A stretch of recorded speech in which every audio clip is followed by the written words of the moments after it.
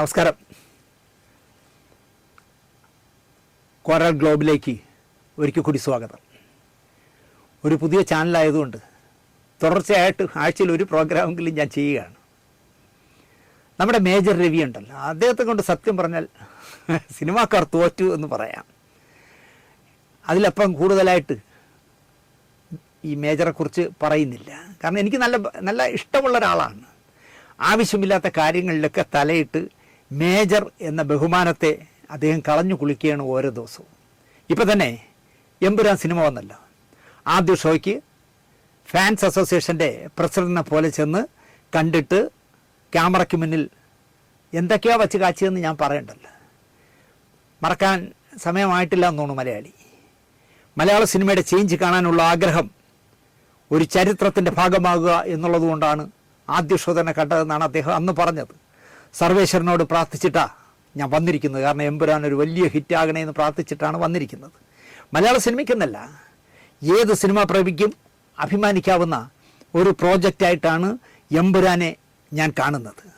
നിങ്ങൾ എക്സൈറ്റ് ചെയ്ത് സാധനം അതിനകത്ത് കയറി ഇരുന്നാൽ കിട്ടും, എക്സൈറ്റ്മെൻറ്റ് കിട്ടുമെന്നാണ് അദ്ദേഹം പറയുന്നത്. ലൂസിഫർ വേറൊരു ലെവലാണ്. ഇത് ഫുൾ ലോകം കറക്കിയുള്ള ഒരു വേൾഡ് ക്ലാസ് സിനിമയാണ്. ഹാപ്പി, വെരി ഹാപ്പി, രാജുവിൻ്റെ ഭാഗ്യം. രാജു എന്ന് പറഞ്ഞാൽ പൃഥ്വിരാജ് എന്ന് പറഞ്ഞ് അദ്ദേഹം മൈക്കിൻ്റെ മുന്നിൽ നിന്ന് മാറുമ്പോഴാണ് കാണുന്നത് പടം കണ്ടിട്ടിറങ്ങിയ മല്ലിക മകനെ പിടിച്ച് ചായച്ച് ഉമ്മം കൊടുക്കുന്നു. എനിക്ക് തോന്നുന്നു ബാക്കേ കാണുന്നുള്ളൂ മകൻ്റെ. പൃഥ്വിരാജ് അല്ലാന്ന് തോന്നുന്നു, ഇന്ദ്രജിത്താണെന്ന് തോന്നുന്നു. ഇന്ദ്രജിത്തിനെ പിടിച്ച് മല്ലിക കെട്ടിപ്പിടിച്ച് ഉമ്മം കൊടുത്തു. സ്നേഹം കൊണ്ട് അവർ, സങ്കടം കൊണ്ട് അവർ കരഞ്ഞു. അത് കണ്ടപ്പോൾ ലോലഹൃദയനായ മേജർക്ക് സഹിച്ചില്ല. ചാടി ഇന്ദ്രജിത്തിനെ കെട്ടിപ്പിടിച്ച് ഒരു മേജറും കൊടുത്തു. എന്തെല്ലാം കണ്ടാൽ ഒരു ദിവസം തീരുമെന്നാണ് ഞാൻ ആലോചിക്കുന്നത്.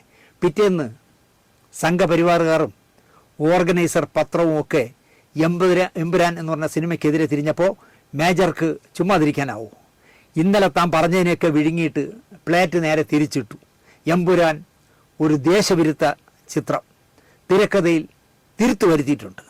മോഹൻലാൽ സിനിമ കണ്ടിട്ടില്ല. ചരിത്രം വളച്ചൊടിച്ചു പറഞ്ഞ സിനിമയാണ് എമ്പുരാൻ. ആൻ്റണി പെരുമ്പാവൂർ എന്താ പറഞ്ഞതെന്നറിയോ? ഞങ്ങൾ കഥ കേട്ടു, വായിച്ചു, ഞാനും ഒരു എഴുത്തുകാരനാണ് എന്നാണ് മേജർ രവി പറയുന്നത്. ആൻ്റണി പറയുന്നു, ഞങ്ങൾ UP-യിൽ വെച്ച് കഥ കേട്ടു, സീൻ വായിച്ചു കേട്ടു, സിനിമ കണ്ടു, ഞങ്ങൾ കാണാത്ത ഒന്നും അതിലില്ല എന്ന് അയാൾ പറയുന്നു. പക്ഷേ മേജർ വിടുന്നില്ല. ഞാനും ഒരു എഴുത്തുകാരനാണ്, ഞാൻ എഴുതിയ പലതും ഞാൻ മാറ്റിയിട്ടുണ്ട്, പടം കാണലാണ് മുഖ്യം, അത് വിട്ടേരെ എന്നാണ് മേജർ പറയുന്നത്. മല്ലിക പറയുന്നു, ഇയാൾ പറയുന്നു, മേജർ രവി പറയുകയാണ്, ചേച്ചി പറയുന്നു ഞാൻ ചേച്ചിയുടെ മോനെ ഒറ്റപ്പെടുത്തി പടം നന്നല്ല എന്ന് ഞാൻ പറഞ്ഞു എന്ന്. ഞാൻ എവിടെയാണ് പടം നന്നല്ല എന്ന് പറഞ്ഞത്? ദേശദ്രോഹമായ സിനിമ എന്ന് പറഞ്ഞ മനുഷ്യൻ പറയാണ് നല്ല പടമല്ല എന്ന്. ഞാൻ എവിടെയാണ് പറഞ്ഞത്? പടം ദേശവിരുദ്ധമാണ്, രാജ്യദ്രോഹപരമാണ്. അത് ഞാൻ ഇപ്പോഴും അപ്പോഴും പറയുന്നു. ഒരിക്കൽ കണ്ടിറങ്ങി വരുന്ന ആൾ ഇത് പറഞ്ഞാൽ നെഗറ്റീവായി പോവും എന്നുള്ളതുകൊണ്ടാണ് പടം കണ്ടിട്ട് ആദ്യ ഷോ കണ്ടിട്ട് ഇറങ്ങി വരുമ്പോൾ ഇതൊരു ദേശവിരുദ്ധ ചിത്രമാണെന്ന് ഞാൻ പറഞ്ഞാൽ ആ പടത്തിന് ദോഷമാകും എന്ന് വിചാരിച്ചിട്ടാണത്രേ അദ്ദേഹം പറയാത്തത്. ഞാനായിട്ട് ട്രിഗർ ചെയ്യുന്നില്ല. ജനം ഇളകിയപ്പോൾ ഞാൻ അതേക്കുറിച്ച് അധികം പറഞ്ഞിട്ടില്ല. മോഹൻലാലിൻ്റെ ഫാൻസ് മേജർ രവി ആണെന്ന് ആരോ ചോദിച്ചു. മേജർ രവി ആര് ഇതൊക്കെ പറയാനെന്ന് മോഹൻലാലിൻ്റെ ഫാൻസ് ചോദിച്ചു എന്ന്.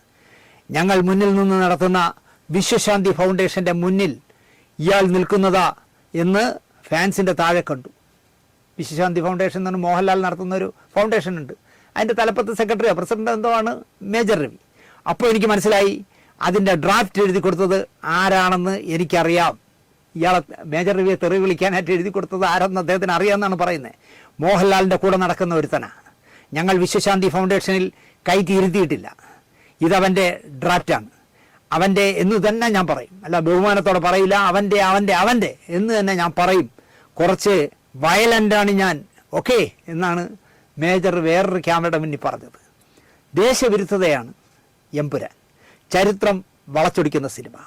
പച്ചയ്ക്ക് വർഗീയത മേജർ രവി പറയുന്നു എന്നാണ് സഹിൻ ആൻ്റണി എന്ന് പറഞ്ഞ ഒരു പത്രപ്രവർത്തകൻ 24/7 മലയാളത്തിൽ ഈ വിഷയത്തെക്കുറിച്ച് പറഞ്ഞത്. 24/7 എന്ന് പറഞ്ഞപ്പോൾ ഒരു നല്ല ചാനൽ വന്നിട്ടുണ്ടല്ലോ. ആ ചാനലിലെ എറണാകുളത്തെ റിപ്പോർട്ടറാണ് സഹിൻ ആൻ്റണി. സഹിൻ മുമ്പ് വേറെ ഒക്കെ ചാനലുകളുണ്ടായിരുന്നു. അയാൾ പറയുന്നത് പച്ചയ്ക്ക് വർഗീയത മേജർ രവി പറയുന്നു എന്നാണ്. തൻ്റെ സിനിമകളിൽ വില്ലന്മാർക്കൊക്കെ ഒരു പ്രത്യേക മതവിഭാഗക്കാരുടെ പേര് ഞാൻ കൊടുക്കാറുണ്ട് എന്ന് മേജർ രവി പറയും. കാരണം മേജർ രവിയുടെ പടങ്ങളിലെല്ലാം വില്ലന്മാർ മുസ്ലിം ആയിരിക്കും. അപ്പോൾ അല്ലാതെ തൻ്റെ അച്ഛൻ്റെ പേര് കൊടുക്കാനാവില്ലല്ലോ എന്നാണ് മേജർ രവി സഹിൻ ആൻ്റണിയോട് പറഞ്ഞത്. ഞാൻ വില്ലന്മാരാണോ അവർക്കെല്ലാം ഒരു മതവിഭാഗത്തിൻ്റെ പേരേ ഇടും, അല്ലാതെ എൻ്റെ അച്ഛൻ്റെ പേരിടാൻ പറ്റില്ലല്ലോ എന്നാണ് മേജർ രവി പറയുന്നത്. Antony Perumbavoor എമ്പുരാൻ്റെ A to Z ഞാനും ലാൽ സാറും അറിഞ്ഞ സിനിമയാണ് എന്ന് തറപ്പിച്ച് പറഞ്ഞപ്പോഴും മേജർ ഉറപ്പിച്ചു മോഹൻലാൽ കാണാത്ത സിനിമയാണെന്ന്. എന്തായാലും മേജർ അടക്കമുള്ളവരുടെ സംഭാവനയിൽ എമ്പുരാൻ വലിയ വിജയമായി മാറി. സെൻസർ ചെയ്ത് പുറത്തു വന്ന സിനിമ നിർമ്മാതാക്കൾ തന്നെ റീസെൻസർ ചെയ്യും എന്ന് വാർത്ത വന്നപ്പോൾ വെട്ടാൻ പോകുന്ന സീനുകൾ കാണാൻ ജനം ഇടിച്ചു കയറി. വെട്ടി എന്നറിഞ്ഞപ്പോൾ ഏതൊക്കെ വെട്ടി എന്ന് കാണാൻ പിന്നെയും ഇടിച്ചു കയറി. മേജർ ചുരുങ്ങിയ പക്ഷം ആൻ്റണി പെരുമ്പാവൂർ, പൃഥ്വിരാജ്, മുരളി ഗോപി, ഭാനുപ്രകാശ് എന്നിവരുടെ ഗുഡ് ബുക്കിൽ നിന്നും വെട്ടിമാറ്റി എന്ന് ഞാൻ പറയാൻ വിട്ടു. മല്ലികയുടെയും ഗുഡ് ബുക്കിൽ നിന്ന് മേജർ രവി പോയി. എമ്പുരാനും കഴിഞ്ഞ് തുടരും ഓടി ഓടി പണപ്പെട്ടിയിൽ കുമിയുമ്പോൾ എന്തിനാണിപ്പോൾ മേജറെ പറ്റിയും എമ്പുരാനെ പറ്റിയും ഓർത്തത് എന്നാവും ഈ പ്രോഗ്രാം കാണുന്ന നിങ്ങൾ ഓരോരുത്തരും ചിന്തിക്കുന്നത്. മേജർ രവി എൻ്റെ ഗുഡ് ബുക്കിലുള്ള ആളാണ്. ഇയാൾ എങ്ങനെ മേജറായി? പട്ടാളത്തിൽ വല്ല കുക്കോ മറ്റോ ആകാനുള്ള ത്രാണിയെ കക്ഷിക്കുള്ളൂ എല്ലാ അർത്ഥത്തിലും വന്ന് പലപ്പോഴും എനിക്ക് തോന്നാറുണ്ട്. ഇതെങ്ങനെ ഈ മനുഷ്യൻ മേജറായി എന്ന് ഞാൻ ആലോചിക്കാറുണ്ട്. പട്ടാളത്തിൽ വല്ല കുക്കു ആവേണ്ട ആളല്ലേ, ഇതെങ്ങനെ ആയി എന്ന് അതിശയം തോന്നും നമുക്ക് മേജറെ കണ്ടാൽ. സ്ഥാനത്തും അസ്ഥാനത്തും മോഹൻലാലിനെ സ്തുതിച്ച് നടക്കുക. ബോബനും മോളിയിലെയും പട്ടുകുട്ടിയെ പോലെ കേണൽ മോഹൻലാൽ എവിടെയെങ്കിലും പോയാൽ റിട്ടയർഡ് ആയത് മറന്ന് പഴയ യൂണിഫോം പൊടിതട്ടി എടുത്തിട്ട് അവിടെ ചെന്ന് ആളായി പരിഹാസ്യനാവും. പലപ്പോഴും എനിക്ക് തോന്നുന്നു എന്തിനായി മേജർ രവി ഇങ്ങനെ അപഹാസ്യനാവുന്നതെന്ന്. പട്ടാളം എന്ന് പറഞ്ഞാൽ കേരളത്തിലെങ്കിലും ഞാൻ മാത്രമേ ഉള്ളൂ എന്ന് സ്വയം ധരിച്ച് വർത്തമാനം പറയുന്ന ആളാണ് മേജർ രവി. രാജീവ് ഗാന്ധിയെ കൊന്ന ടീമിലെ, ശിവരസനെ കൊന്ന ടീമിൽ ഇങ്ങനെ ഒരാൾ ഉണ്ടായിരുന്നു എന്നൊക്കെ ഓർക്കുമ്പോൾ എനിക്ക് അതിശയം തോന്നാറുണ്ട്. ഞാൻ സത്യസന്ധമായി തുറന്നു പറയുകയാണ്. ഇപ്പോൾ അദ്ദേഹം പുതിയൊരു കഥയിൽ കൈയിട്ടു. അതാണ് ഞാനിവിടെ പറയാൻ വന്നത്. ഉണ്ണി മുകുന്ദനും മേജർ വിപിനും തമ്മിൽ കയ്യാങ്കളിയൊക്കെ ആയല്ലോ. ഉണ്ണി മുകുന്ദന് വേണ്ടി മേജർ ഇറങ്ങുകയാണ്. ദേശസ്നേഹിയാണ് മേജർ. ദേശദ്രോഹ കുറ്റം ചാർത്തി കേസെടുക്കേണ്ട ക്രിപ്റ്റോ കറൻസി ഇടപാടിൽ പ്രതിപ്പട്ടികയിൽ പേര് വന്ന ആളാണല്ലോ ഉണ്ണി മുകുന്ദൻ. ഒരു പീഡന പരാതിയിലും പേര് വന്നു പ്രതിപ്പട്ടികയിൽ. മേജർക്ക് അതൊന്നും പ്രശ്നമല്ലായിരിക്കാം. കാരണം രണ്ടുപേരും ദേശസ്നേഹികളാണ്, ഒരേ തൂവൽ പക്ഷികളാണ്.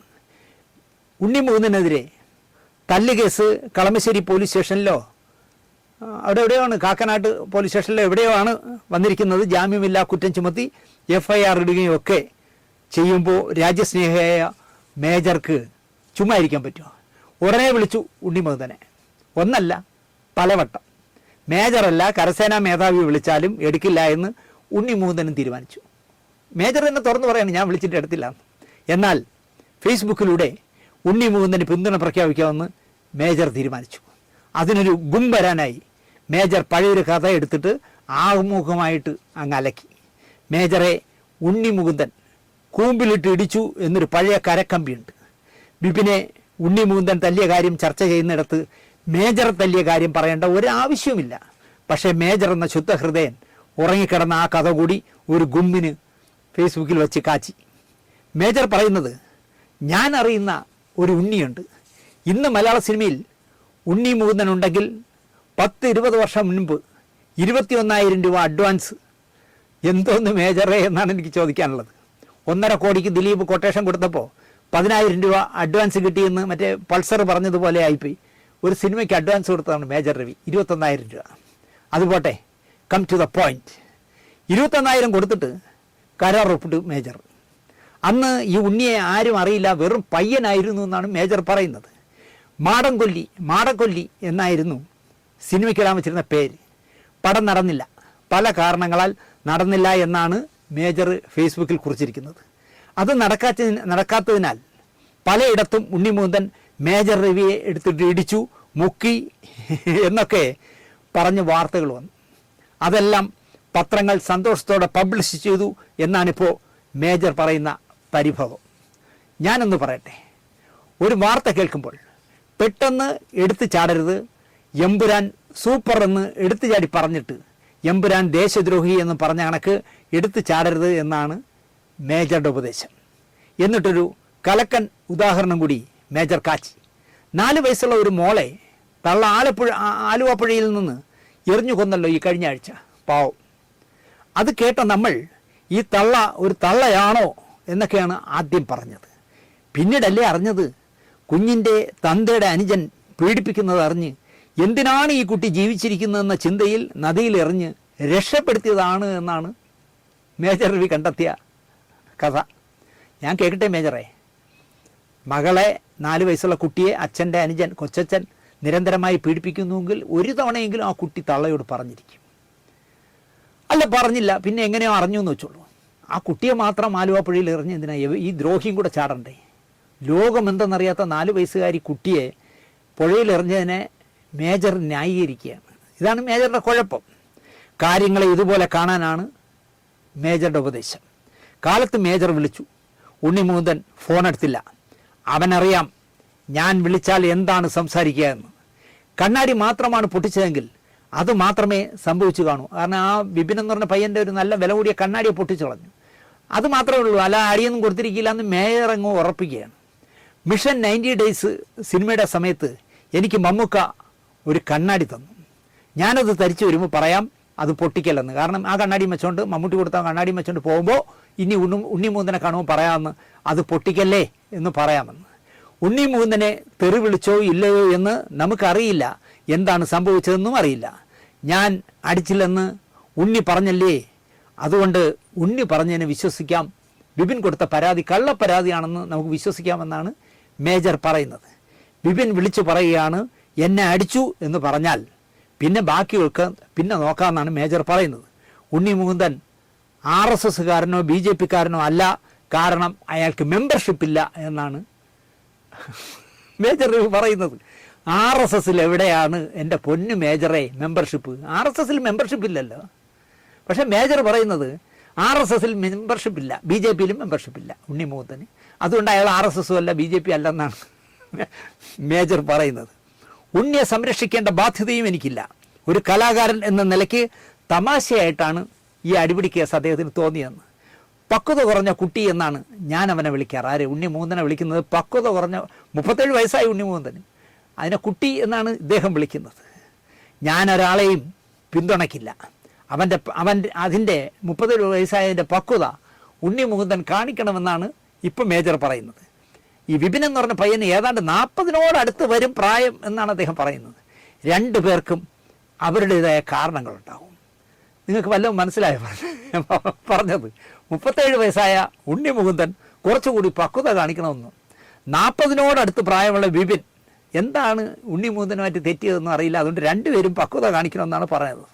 ഇനി മേജറെ തല്ലിയോ ഇല്ലയോ എന്നുള്ള കഥയാണ് എനിക്ക് നിങ്ങളോട് ആധികാരികമായി പറയാനുള്ളത്. ഞാൻ ഫെഫ്ക തുടങ്ങിയപ്പോഴേ ഡയറക്ടേഴ്സ് യൂണിയനിൽ തുടക്കം മുതൽ എക്സിക്യൂട്ടീവ് കമ്മിറ്റിയിലുണ്ടായിരുന്നല്ലോ, ഡയറക്ടേഴ്സ് എക്സിക്യൂട്ടീവ് കമ്മിറ്റിയിലുണ്ടായിരുന്നു.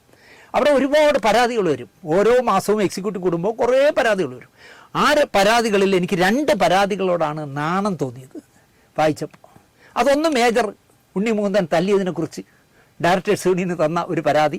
പിന്നൊന്ന് ലക്ഷ്മി ശർമ്മ എന്ന് പറഞ്ഞ് ബ്ലസ്സിയുടെ തന്മാത്രയല്ല, അതിന് മുമ്പുള്ളൊരു പടം ഉണ്ടല്ലോ, മമ്മൂട്ടി അഭിനയിച്ച പടം. ആ പടത്തിൽ അഭിനയിച്ച ലക്ഷ്മി ശർമ്മ തിരുവനന്തപുരത്തുള്ള ഒരു പെണ്ണുകൂടിയൻ സംവിധായകനെതിരെ തന്ന ഒരു പരാതിക്കത്ത് അമ്മ ഞങ്ങൾക്ക് ഡയറക്ടേഴ്സ് യൂണിയനിലേക്ക് ഫോർവേഡ് ചെയ്തു. ഈ 2 കത്ത് വായിച്ചപ്പോഴാണ് സത്യത്തിൽ എനിക്ക് നാണം തോന്നിയത്. അയ്യോ, ഇത്ര അധപ്പതിച്ച് പോയല്ലോ യൗമാരെന്ന് എനിക്ക് തോന്നിയത് അപ്പോഴാണ്. അതിൽ ആ സംവിധായകൻ്റെ നമുക്ക് കളയാം.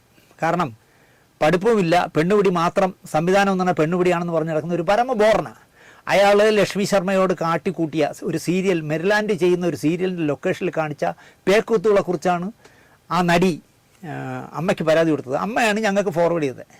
ഞങ്ങൾ വിളിച്ചു വരുത്തി ഈ സംവിധാനം ലെഫ്റ്റ് റൈറ്റ് അടിച്ചിട്ട് നല്ല തൊലിക്കെട്ടിയുള്ളതുകൊണ്ട് കേട്ടോണ്ടിരിക്കുന്നു, ഒന്നിനും മറുപടി പറയുന്നില്ല. അതുപോട്ടെ, മേജറുടെ കഥ പറയാം. മേജർ ഒരു പരാതി തന്നു ഡയറക്ടേഴ്സ് യൂണിയനിൽ.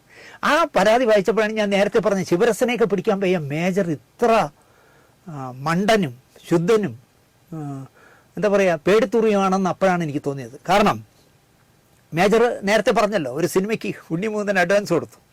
ആ സിനിമ തട്ടിക്കൂട്ടാണെന്ന് എന്തോ തോന്നിയപ്പോൾ ഉണ്ണിമുകുന്ദൻ ആ പടത്തിൽ അഭിനയിക്കാൻ പോയില്ല. മാസങ്ങൾ കഴിഞ്ഞ് ജോഷി സാർ സംവിധാനം ചെയ്യുന്നൊരു പടത്തിൻ്റെ ലൊക്കേഷനിൽ ഫൈറ്റ് എടുക്കുകയാണ്. ആ ജോഷി സാർ ഫൈറ്റ് എടുക്കുമ്പോൾ എങ്ങനെയായിരിക്കും എന്ന് ഞാൻ പറഞ്ഞു തരണ്ടല്ലോ. അപ്പോൾ ഫൈറ്റ് എടുക്കുന്ന ദിവസം ഫൈറ്റ് കാണാനായിട്ട് ഉണ്ണിമുകുന്ദനെ ജോഷി സാർ വിളിച്ചു എന്നാണ് പറയണത്. അങ്ങനെ ലൊക്കേഷനിൽ ചെന്നു. ലൊക്കേഷൻ ചെന്ന് ഫൈറ്റൊക്കെ കണ്ടുകൊണ്ട് നിന്നിട്ട് പോട്ടെ സാർ എന്ന് സാറിനോട് യാത്ര ചോദിച്ച് കാറിലേക്ക് കയറാൻ വരുമ്പോഴാണ് മേജർ രവിയുടെ എൻട്രി. മേജർ രവി ഇറങ്ങി ഉണ്ണിമുകുന്ദനുമായിട്ട് സംസാരിച്ച് തെറ്റി. അപ്പോൾ അഡ്വാൻസ് വാങ്ങിച്ചു, ചെല്ലാത്ത കാര്യങ്ങൾക്ക് അവൻ്റെ എക്സ്ക്യൂസൊക്കെ പറഞ്ഞു തെറ്റിയപ്പോൾ മേജർ രവി ഒരു അബദ്ധം കാണിച്ചു. ഈ പട്ടാളത്തിലായിരുന്നുകൊണ്ട് സ്ഥാനത്തും അസ്ഥാനത്ത് ഹിന്ദി പറയുമല്ലോ. മേജർ രവി ഹിന്ദിയിൽ ഉണ്ണിമുകുന്ദനെ വായ്ക്ക് രുചിയായിട്ട് അമ്മയ്ക്ക് ചേർത്ത് ചീത്ത വിളിച്ചു. പച്ചയ്ക്ക് ഞാൻ പറയാണ്. കാരണം അല്ലെങ്കിൽ ഫിഫ്റ്റിയുടെ ഓഫീസിൽ ഫയലിലുണ്ട്, ഡയറക്ടേഴ്സ് യൂണിയൻ്റെ ഫയലിലുണ്ട്. ഇനി ഞാൻ പറഞ്ഞതുകൊണ്ട് എന്നെ കുരുക്കാനായിട്ട് ആ ഫയലിൽ നിന്ന് ആ പേപ്പർ എടുത്ത് മാറ്റിക്കളയരുത്. ചീത്ത വിളിച്ചപ്പോൾ എന്ത് പറ്റി? ചീത്ത വിളിക്കരുതെന്ന് ഉണ്ണിമുകുന്ദൻ പറഞ്ഞു. കാരണം അവൻ ജനിച്ചു വളർന്നത് ഗുജറാത്തിലല്ലേ, അവന് നന്നായിട്ട് ഹിന്ദി അറിയാം. അത് മേജർക്ക് അറിയില്ലായിരുന്നു.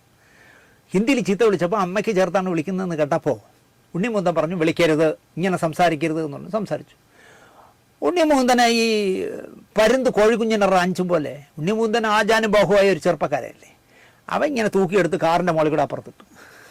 ആൾ കൂടി എല്ലാവരും കൂടെ പിടിച്ചു മാറ്റി ഉണ്ണിമുകുന്ദൻ്റെ വഴിക്ക് പോയി. അതിനെ മേജർ എന്ത് ചെയ്തെന്ന് വെച്ചാൽ ഡയറക്ടേഴ്സ് യൂണിയന് പരാതി വന്നു. എന്നെ അടിച്ച് പമ്പറാക്കി, എന്നെ ഇടിച്ച് സൂപ്പായി കളഞ്ഞെന്നൊക്കെ പറഞ്ഞിട്ട് അതുകൊണ്ട് അവൻ്റെ പേര് നടപടി എടുക്കണമെന്ന് പറഞ്ഞാണ് പരാതി തന്നത്. ആ ചർച്ച നടക്കുമ്പോൾ ഞാൻ പറഞ്ഞു, അയ്യോ നാണക്കേടാണ്. ഒരു നടൻ, ഒരു പുതിയ പയ്യൻ, അവൻ സെറ്റിലിട്ടൊരു ഇത്രയും മേജറെ പോലൊരു സംവിധാനം അടിച്ചു എന്നൊക്കെ പറഞ്ഞാൽ പരാതി തരുന്നത് തന്നെ മോശം. അതിനെന്തെങ്കിലും നടപടി എടുക്കണമെന്ന് പറഞ്ഞാൽ നമ്മൾ അമ്മയ്ക്ക് കത്തയക്കുന്നത് വളരെ നാണക്കേടാണ്. അമ്മയ്ക്ക് അയക്കരുത്, കാരണം അത് തെളിവാവും. ഉണ്ണിമുകുന്ദനെ പേരിൽ നടപടി എടുക്കണം, മേജർ രവി ഇടിച്ചതിൻ്റെ പേരിൽ നടപടി എടുക്കണമെന്ന് പറഞ്ഞാൽ നാണക്കേടല്ലേ. അങ്ങനെ പരാതി അമ്മയ്ക്ക് കൊടുത്തില്ല നമ്മൾ. അപ്പോൾ അതുകൊണ്ട് ഇനി മേജർ രവി എത്ര ന്യായീകരിച്ചാലും ഉണ്ണിമുകുന്ദൻ കാറിൻ്റെ മുകളിൽ കൂടെ എടുത്ത് അപ്പുറത്ത് ഇട്ടു എന്നുള്ളത് സത്യമാണ്. എന്നിട്ട് രണ്ടുപേരും BJPയിൽ വന്നപ്പോൾ മച്ചാന്മാരുമായി. അങ്ങനെ ഇരിക്കട്ടെ, ആ മേജർ ഒരു ശുദ്ധനാണെന്നേ, ദുഷ്ടൻ്റെ ഫലം ചെയ്യുമെന്നുള്ള അല്ലാതെ മേജർ ഒരു പാവമാണ്, ആരോടും വിരോധമൊന്നുള്ള ഒരാളല്ല. ശുദ്ധൻ ദുഷ്ടൻ്റെ ഫലം ചെയ്യും എന്ന് പറഞ്ഞതുപോലെ ഇങ്ങനെയൊക്കെ കാണിക്കും. എന്തായാലും ഈ പ്രശ്നം അവിടെ അങ്ങ് തീരട്ടെ. പിന്നെ വിപിനുമായിട്ടുള്ള പ്രശ്നം, വിപിനും ഉണ്ണിമുകുന്ദനായിട്ടുള്ള പ്രശ്നം, ഇവിടുത്തെ മാനേജർമാരുടെ കഥ ഭയങ്കര രസകരമായ കഥകളാണ്. ഈ നടീനടന്മാരെയൊക്കെ വഴിതെറ്റിക്കുന്നതിൽ നിർണായകമായ പങ്ക് മാനേജർമാർ വഹിക്കുന്നുണ്ട്. അതുപോലെ തന്നെ മാനേജർമാർ ചെയ്യുന്ന ജോലിയൊക്കെ നല്ല രസകരമായ ജോലികളാണ് ചെയ്യുന്നത്. അതിനെക്കുറിച്ചൊക്കെ പിന്നെ ഇനിയൊരിക്കൽ പറയാമെന്ന് പറഞ്ഞുകൊണ്ട് ഇനിയെങ്കിലും മേജറെ അല്പം കൂടി പക്വത മേജർ കാണിക്കണം. ഉണ്ണിമുകുന്ദനല്ല, മേജർ കാണിക്കണം. കാരണം നിങ്ങൾ യൂണിഫോം ഇട്ടിരുന്ന ഒരാളല്ലേ, ശിവരസനെ കൊല്ലാൻ പോയതിലൊരാളല്ലേ. അതുകൊണ്ട് കുറച്ചുകൂടി പക്വതയാവാം.